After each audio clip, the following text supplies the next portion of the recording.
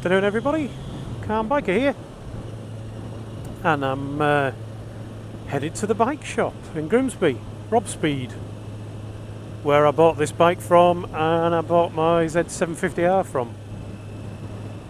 And this is the last time I'm going to ride this bike. Well, unless something goes very wrong. But yeah, if all goes to plan, this is the last time I'm going to ride this bike. I'm taking it back.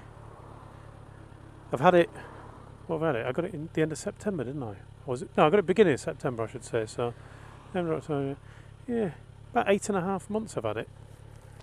8.5, 9.5. September, October, November, December. Yeah, 9.5 months. And I've tried to do everything I can with it to get it to be how I want it. I've set up the suspension. I've done the tyres, I've tinkered no end. I've fiddled about with levers and things to get them all in the right place and all the things you do with a bike. And the other day I decided finally I've had enough. It was the day before, no, probably 2 days before the ride out that Yorkshire Biker did, where I decided finally I can't sort it. I can't get it how I want it. It's affecting my enjoyment,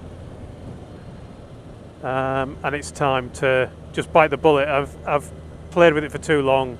It's never going to get to what I want it to be, because I think I'm hoping for something that's not possible. What I really want is the handling of the Z1000SX, but with more power, like this one. This one's got the power, but just it can't match the Z1000SX for handling. So I've decided enough's enough. While it's still got some value, I'll trade it in. And I was in the pub with Mrs. C chatting about it, and we said, yeah. She said, "You're thinking about bikes again, aren't you?" I went, "Yeah, I'm thinking about bikes again." And we finally accepted that it's time to get rid. We're probably not going to go touring on it anyway. We've done some pretty long distances. We did 250 miles the other week with Pete, Hull Motor Velo, and his wife. We did about 250 miles, 2 up, and kind of that was enough for Mrs. C, probably more than enough. And to be honest, it was more than enough for me. So we kind of thought, well, if we're going to go on holiday, we'll probably take the car, maybe trailer the bike, because that way you don't destroy your tyres on motorways, and you can fill up the car with all your stuff. So we don't need it for touring. While it's still got a bit of value, get rid of it. And then of course I went on Yorkshire Biker's ride, and I laid the thing down whilst trying to back it up while sat on it. Slipped on gravel and laid the thing down, which was rather annoying. On the day that I was planning already that after his ride I was going to go to Rob Speed and talk to them about trade-ins. So I went there anyway, and obviously from laying it down it's done a bit of damage to it and lost a bit of value, but they'll be able to sort it a lot cheaper than I can. So I got a reasonable trade-in for it anyway against my new bike, which I'm going to pick up next week, not this. So I'm keeping the Z1000SX for another week and then trading it for the new one, which I'll be probably running in on to Biker's ride out. Sorry Matt, won't be going as fast as I should be. But it made me kind of think really, I think I just made the mistake. I think the mistake was to try and get, to keep the 750 as the less powerful bike but more fun, and this one as the more powerful bike but useful for 2-up riding. And I think the mistake I've made is really, Mrs. C's not all that bothered about going stupidly fast, so I should have the touring one, should be the least powerful one, and the fast going out for fun bike should be the more powerful one. So that's my plan. I'm going to get got my new bike coming next week, and I'm going to get a project. And the project's either going to be a touring bike, or more likely, I think at the minute, kind of a classic style pootle around bike. The type Mrs. C likes. She likes things like the Bonneville, and she had a sit on a Kawasaki W800 and she loved that one. So it might be something like that, something a bit more comfortable on the seat, where you're not really, you know, the point isn't to go fast, the point is to poodle around, enjoy the scenery, enjoy the sights and smells and sounds of the countryside, whilst going at a slower pace. So I'm going to be on the lookout for something like that as a project to get in and do up. So yeah, that's my news for today. Which lane you picking? You're not sure. Give him free choice. Now apologies, I never did the video that I said I was going to do, which was about the panniers on this bike and what they were like when you took them off and all that kind of stuff. I don't think I ever did that video.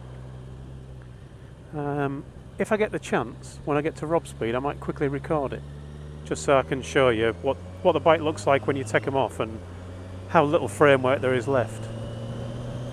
Because I don't want to put anybody off this bike. I mean, that's a good point actually. I'm not saying that I think this is a bad bike. It's a fantastic bike. Everybody else that's ridden it has said it's brilliant. I mean, if you haven't seen Kev's video or my clips of Kev's video, you'll know he loves this bike.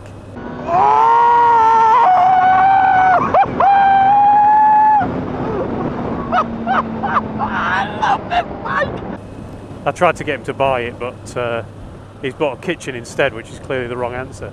Oh my god! No, it's a great bike. It's just that you're never going to get it to be properly like a sports bike or like a sports naked bike. And I've gone through a few bikes now, and it's clear that my thing is the sports naked. It took me a while to work it out. And also it's a bit too tall for me, I think, as well. I can't flat foot it. That helped me drop it, clearly, because when I was pushing it back with kind of on tippy toes, it only takes that simple slip and you've lost it. So I'm not going to buy another bike that I can't put both feet down on the ground on flat and, you know, have that confidence to push it around slowly. But yeah, it's just not the bike for me, but I'm sure it is a bike for many other people. So many people who've got them love them, and I can see exactly why. Anyway, I'm just babbling on now, so at risk of making this video as long as the final instalment of the TDM Tuesday videos, which I uploaded last night, or this morning actually. It became TDM Wednesday. So I shall shut up, I shall stop babbling on. I'll just say thank you for watching, ride safe everyone, and I'll talk to you all again soon. Okay, I'll quickly show you these while I get the chance. So that's the Pannier set. So it's a standard Kawasaki one. Kawasaki logo, colour coded to the bike. I'm just showing you quick. Lock at the top. And they come with a couple of bags in there as well. Have to be careful with these little things. I managed to break one of these, although Kawasaki did give me another one. Big enough for a helmet. I've got a shark helmet. My own helmet fits in there very easily with the camera still on. But the main thing I like about these, the reason why I got these ones, is with them unlocked there, pop that button, give it a bit of a push, and it does take quite a push. And when it comes off, that's it.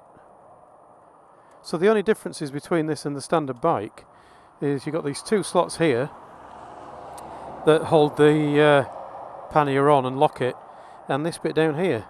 But the bit that I never like about bikes with panniers is all the metalwork that you end up with on here, and you don't have any of that. Oh, and one last thing. I'd just like to say a big thank you to Pete, Hull Moto Velo, for bringing me back home. So I had to obviously drop off one bike and get home somehow, and Pete kindly offered. Cheers, Pete.